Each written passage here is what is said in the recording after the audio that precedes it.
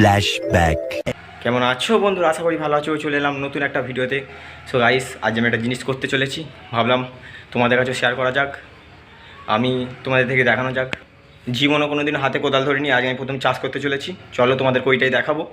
কারণ যদি আমার একটুখানি চাষ করা থেকে তোমরা যদি তোমাদের বাড়ির সামনে থেকে কিছু ফাঁকা পাও, তোমরাও করো।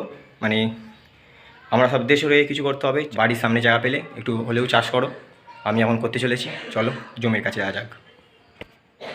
A few moments later.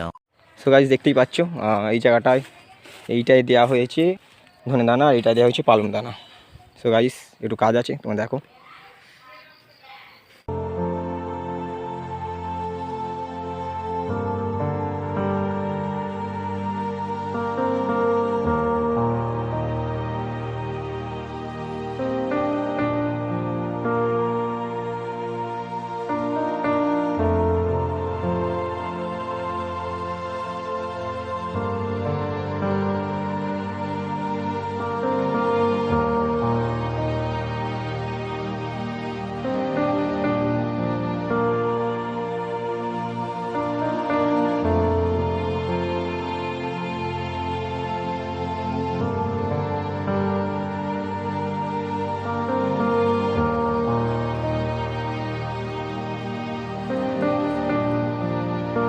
A few moments later. তো গাইস, এবার জলটা দিতে হবে, কারণ একটু আগে সবই দানাগুলো দেওয়া হয়েছে।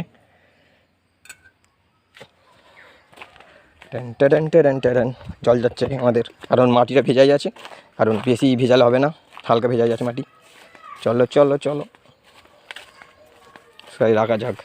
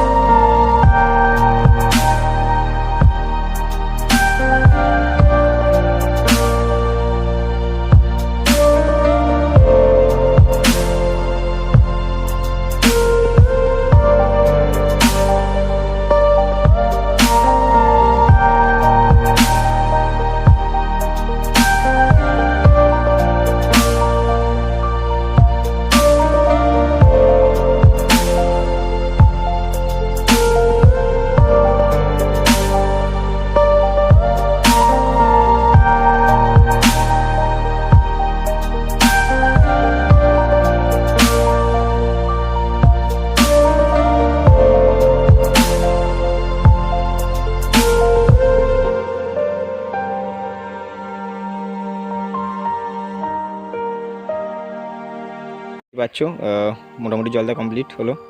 আর এগুলো গোবর সার অলরেডি দেওয়া হয়ে গেছে। এটা মা ছোটোবেলা আমাদের বলতো, মাথায় গোবর আছে। আজ এই গোবরের প্রচুর কাজে লাগছে, দেখছি, বুঝতে পারছি। গোবরের অনেক মূল্য। কাজ কমপ্লিট। এবার কবে বেরোবে তো ঠিক নেই, পালং দানা আর ধনে দানা। সো গাইস, বাড়ির দিকে যাওয়া যাক। বালতিতে জল ফিনিশ, দুটো বালতি নিয়ে গেছিলাম।